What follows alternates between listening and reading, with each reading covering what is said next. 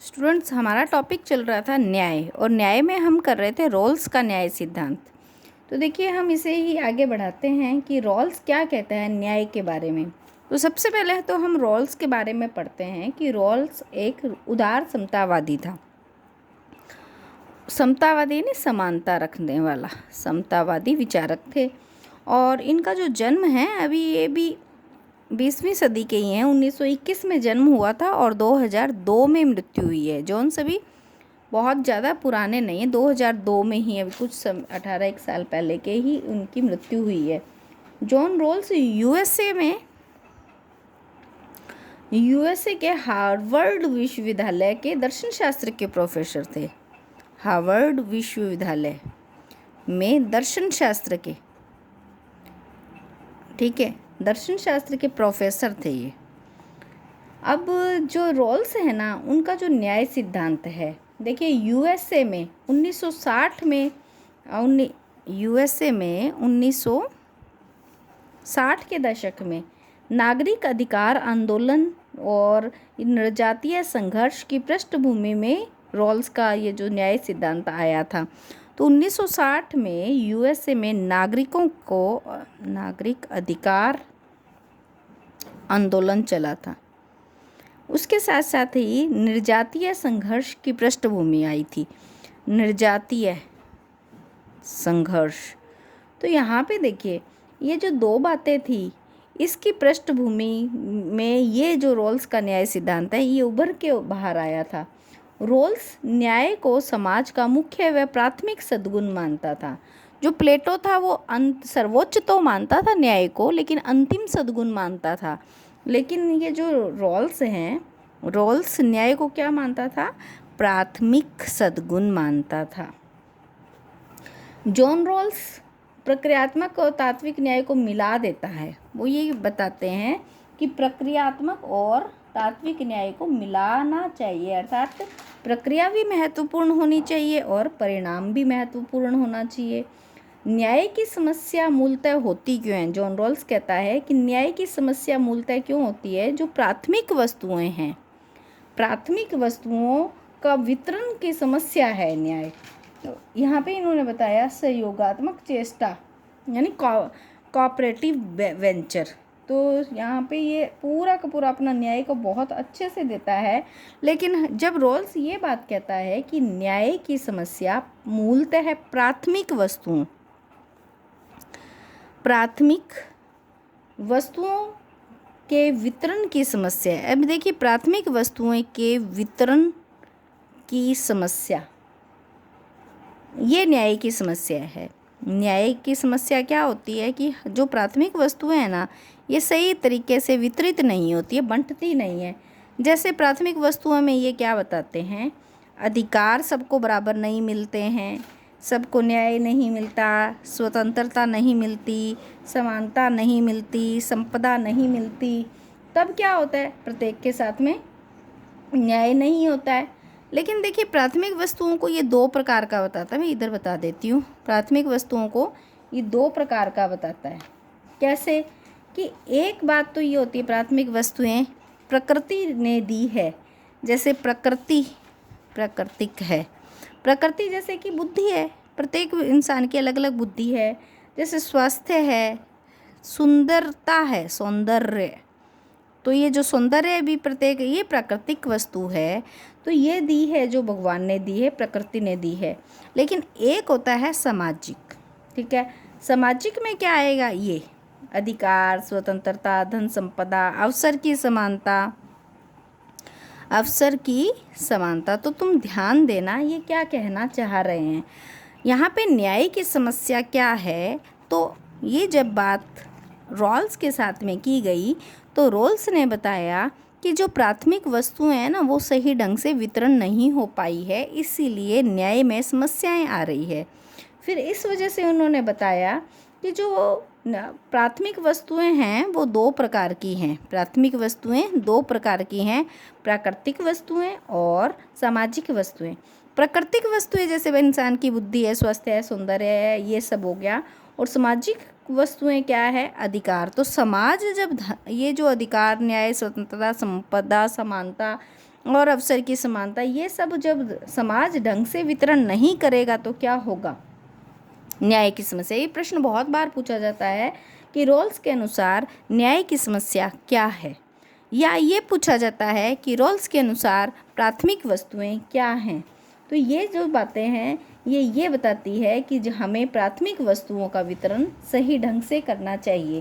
तो देखिए अब रोल्स ने क्या क्या बातें कही, रोल्स ने क्या न्याय का कैसे डिफाइन किया, वो हम अब करेंगे।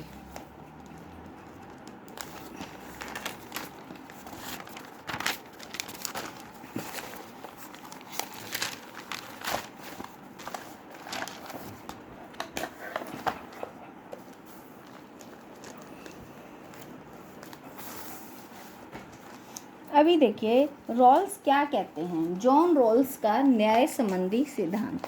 तो न्याय सिद्धांत, रॉल्स का न्याय सिद्धांत। अभी पहला तो देखो रॉल्स ने क्या बोले, रॉल्स ने बताया कि जो न्याय है ना, इसके दो नियम होते हैं। न्याय के नियम, न्याय के नियम में रॉल्स कहता है न्याय के दो नियम होते हैं, दो नियम होते हैं, ठीक है। पहला नियम स्वतंत्रता से संबंधित और दूसरा समानता से संबंधित। स्वतंत्रता से संबंधित और दूसरा समानता से संबंधित, ठीक है।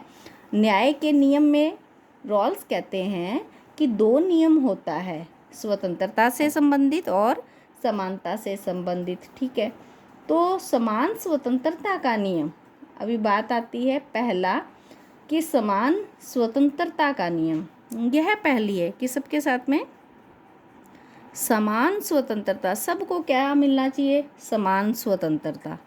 देखिए जब सबको समान स्वतंत्रता मिलेगी तो बुद्धि सबकी अलग अलग है, सबका सौंदर्य अलग अलग, इंटेलिजेंस सबकी अलग अलग है।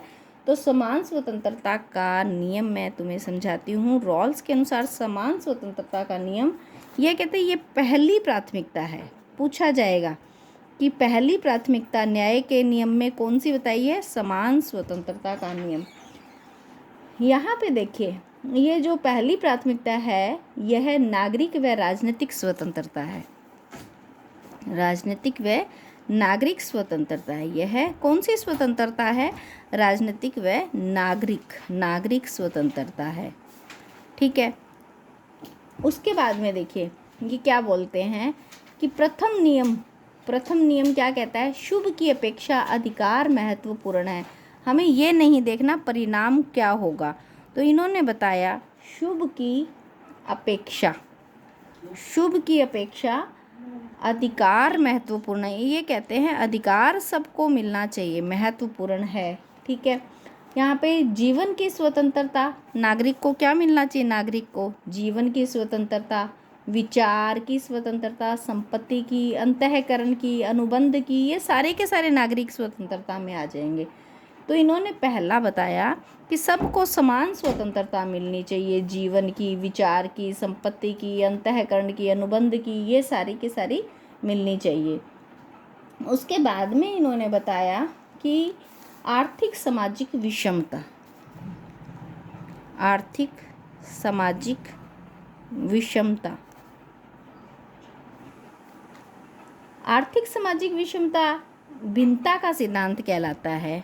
ये क्या कहलाता है? भिन्नता। यहाँ तो सबके साथ में एक जैसा, सबके साथ में सबको राजनीतिक अधिकार, सबको नागरिक अधिकार, यहाँ पे सबके साथ में एक जैसा व्यवहार करना है, ये है भिन्नता का सिद्धांत। अब ये जो भिन्नता का सिद्धांत है इसकी व्यवस्था दो आधारों पे की है। तो इसकी ये भिन्नता के सिद्धांत की व्यवस्था दो आधारों पे की है, दो आधारों पर की है। बहुत ध्यान से सुनेंगे और अपने नोट्स बनाएंगे, इन नोट्स पे नहीं जाएंगे, अपने नोट्स बनाने हैं तुम लोग को। अब दो आधारों पे की है, यह आय व धन के वितरण पर लागू होती है। देखिए यहाँ पे वितरण क्या था? जीवन की स्वतंत्रता, विचार की स्वतंत्रता, संपत्ति की स्वतंत्रता। लेकिन यहाँ ये क्या कहते हैं कि आय व धन के वितरण पर लागू होती है। ये जो व्यवस्था है यह दो आधार है। दो आधार क्या है? आय और धन का वितरण, ठीक है। तो दो आधारों पे आय व धन के वितरण पर लागू होती है। अभी देखिए दो आधार। अब अपने दूसरी बात करते हैं, अवसर की समानता का नियम। यहाँ पे इन्होंने बताया कि पहले हमें क्या मिलना चाहिए, सबको समान अवसर मिलना चाहिए। अवसर कि सबको समान, अवसर की समानता का नियम। अब जो अवसर की समानता का नियम है ये क्या कहता है ना, तो अवसर की समानता ये दूसरी प्राथमिकता है। ये पूछा जाता है कि रॉल्स के अनुसार पहली प्राथमिकता क्या है और दूसरी प्राथमिकता क्या है। तो देखिए जो पहली प्राथमिकता है वो है समान स्वतंत्रता का नियम। पहली प्राथमिकता क्या है, सबको समान स्वतंत्रता मिलनी चाहिए, ये पहली प्राथमिकता है। फिर आता है कि समानता। दूसरी प्राथमिकता क्या है कि सबको समान अवसर मिलने चाहिए। ये पहले स्वतंत्रता दे दो सबको, फिर सबको समानता दे दो। तो समानता कैसी होनी चाहिए, अवसर की समानता, यह इसकी दूसरी प्राथमिकता है। उसके बाद में ये दूसरी बात और कहता है कि सबको समान अवसर देंगे, लेकिन कुछ तो आगे बढ़ जाएंगे, कुछ पीछे रह जाएंगे। इसीलिए क्या करना है, तर्कसंगत भेदभाव करना है। तर्कसंगत भेदभाव मतलब भेदभाव तो करो, जो हाशिए पे आ गए लोग या पहले जिनका शोषण हो चुका है उनको हम अलग से रिजर्वेशन दे सकते हैं। तो वह जो रिजर्वेशन है वह तर्कसंगत होना चाहिए। स्त्रियों से बड़े जो वेट उठाने वाले हैं काम वो नहीं करवाएंगे, बच्चों से बहुत अधिक परिश्रम नहीं करवाएंगे। तो ये जो भेदभाव है ये तर्कसंगत होना चाहिए। तो यह तीसरी प्राथमिकता है, ध्यान रखना, रॉल्स ने कहा यह तीसरी प्राथमिकता है। तो देखिए पहली प्राथमिकता स्वतंत्रता, दूसरी प्राथमिकता अवसर की समानता, तीसरी प्राथमिकता तर्कसंगत भेदभाव। तो देखिए हम यहाँ पे हमने देखा कि सबसे पहले समान स्वतंत्रता मिलनी चाहिए सबको, फिर अवसर की समानता देनी चाहिए। लेकिन सारे के सारे आगे नहीं बढ़ पाएंगे तो क्या करना चाहिए, तर्कसंगत भेदभाव भी हम कर सकते हैं। तो यहाँ पे तर्कसंगत शब्द याद रखना है, भेदभाव नहीं कि भेदभाव करो, लेकिन तर्कसंगत भेदभाव कर सकते हैं। यह तीसरी प्राथमिकता है। इसका तात्पर्य क्या है, जो व्यक्ति हीन रह गए हैं या अभाव में थे पहले, हीन स्थिति वाली व्यक्तियों को कल्याण हेतु आरक्षण की व्यवस्था। यहाँ पे मैं लिख देती हूँ आरक्षण, जो अब ओबीसी वगैरह को आरक्षण है, यह आरक्षण की व्यवस्था है। भेदभाव है ना, तो अब देखिए बच्चों के साथ में बिना श्रम का काम दो, लेडीज से कुछ हल्का काम करवाओ, ये भेदभाव हो रहा है आदमी और मेल और फीमेल में। तो ये जो भेदभाव है ये तर्कसंगत है, ये होना चाहिए, आरक्षण की व्यवस्था होनी चाहिए।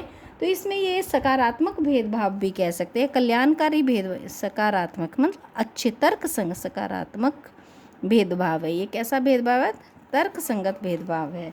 तो यहाँ पे सकारात्मक भेदभाव है, कल्याणकारी भेदभाव है। तो ये जो भेदभाव है तीसरी प्राथमिकता है।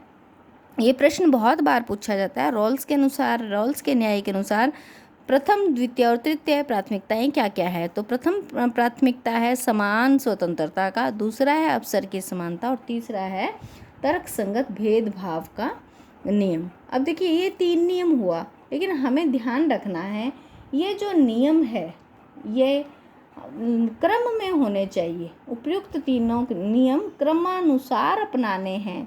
इसे ही रॉल्स न्याय के उचित क्षेत्र की संज्ञा देता है। न्याय का उचित क्षेत्र का अर्थ क्या है, उचित, न्याय का उचित क्षेत्र। अब न्याय के उचित क्षेत्र का अर्थ क्या है, उचित माने पहले ये मिलना चाहिए व्यक्ति को, फिर ये मिलना चाहिए, जब यहाँ पे भी कुछ नहीं बन पाया तो उसको आरक्षण भी देना चाहिए। तो न्याय के उचित क्षेत्र का अर्थ क्या है कि ये जो तीन नियम है, प्रथम द्वितीय और तृतीय, ये तीनों नियम क्रमानुसार अपनाने हैं। इसे ही शब्दकोशीय व्यवस्था भी कहते हैं, शब्दकोशीय, है ना। तो अर्थात जब तक न्याय का प्रथम नियम तुष्ट नहीं होता दूसरे तक नहीं पहुंचा जा सकता। ठीक है, पहला मिलेगा फिर दूसरा फिर तीसरा, इसे शब्दकोशीय व्यवस्था भी कहते हैं। न्याय के उचित क्षेत्र भी कहते हैं। अज्ञान के पर्दे के पीछे जो मूल स्थिति है, उस मूल स्थिति में जो सामाजिक खेल है, उसमें शामिल खिलाड़ी भी विवेकपूर्ण चयन या खास पद्धतिगत सौदेबाजी करते हैं, फिर भी निष्कर्ष नैतिक निकलते हैं। इसका अर्थ क्या हुआ? इसका कारण यह है अज्ञान का पर्दा, क्योंकि खिलाड़ियों के पास सिर्फ सामान्य जानकारी है, न कि अपने बारे में विशिष्ट जानकारी, अतः वे पक्षपाती या स्वस्वार्थी नहीं होते हैं। तो यहाँ पे ये बताते हैं कि मेरा जो न्याय का सिद्धांत है ना, इसमें क्या क्या विशेष बातें हैं। तो इन्होंने बताया कि न्याय के सिद्धांत की रोल्स के न्याय के सिद्धांत की विशेषताएं कर लेते हैं। तो विशेषताएं में देखो, प्रगति व न्याय द्वंद्व में न्याय का समर्थन दिया है इन्होंने। न्याय का तात्पर्य क्या है? जो समाज में हीन वर्ग हैं, पिछड़ा वर्ग है, उनके उत्थान के लिए आरक्षण भी दिया है इन्होंने, है ना। आरक्षण की भी व्यवस्था की है। तो सामाजिक कल्याण से संबंधित इन्होंने क्या कहा है? जंजीर या श्रृंखला सिद्धांत है। इस सारी जंजीर का अर्थ ये है कि यदि ये अमीर है, ये गरीब है, और ये गरीब है, ये अमीर है, ऐसे, तो ये श्रृंखला, जो यदि गरीब और अमीर में भेदभाव होगा तो ये श्रृंखला नहीं बनेगी। लेकिन यदि ये गरीब और ये अमीर जुड़ जाते हैं, ये देखिए, तो इसे जंजीर बन जाएगी। तो यहाँ पे ये बता रहे हैं कि ये इसे जंजीर या श्रृंखला सिद्धांत, चैन कनेक्शन थ्योरी भी कहा जाता है। जंजीर या श्रृंखला सिद्धांत, तो पूछा जाता है कई बार श्रृंखला सिद्धांत क्या है। तो जंजीर या श्रृंखला सिद्धांत का अर्थ है कि जो व्यक्ति गरीब है उसे आरक्षण दे के आगे ले आओ, और जो अमीर है उसके साथ बांध लो। तो चैन कनेक्शन थ्योरी ये इसके आरक्षण के सिद्धांत पे है। अभी देखिए, जो जॉन रॉल्स का प्रसिद्ध कथन है, जॉन रॉल्स का प्रसिद्ध कथन क्या है कि कोई भी समाज जंजीर के समान होता है, और कोई भी जंजीर अपने कमज़ोर कड़ी से मजबूत नहीं हो सकती। मान लो ये जो कड़ी है यहाँ से टूटने वाली है, ये टूटने वाली है, और ये सारे अमीर हैं और ये एक व्यक्ति गरीब है, तो ये जो चैन है ये तो टूट के गिर जाएगी, क्योंकि ये इससे नहीं जुड़ी है। इसीलिए जॉन रॉल्स कहते हैं जंजीर अपनी सबसे कमज़ोर कड़ी से मजबूत नहीं हो सकती। जंजीर अपनी सबसे कमज़ोर कड़ी से मजबूत नहीं हो सकती। इसका मतलब क्या है? अधिक प्रतिभाशाली, इनको समान स्वतंत्रता मिली, लेकिन जो प्रतिभाशाली नहीं थे वो बेचारे पिछड़ गए, ठीक है। फिर अधिक प्रतिभाशाली लोग कम प्रतिभाशाली लोग के साथ मिलकर अपनी प्रतिभा व अवसर का लाभ उठाएं, तो ठीक है, स्वतंत्रता मिली।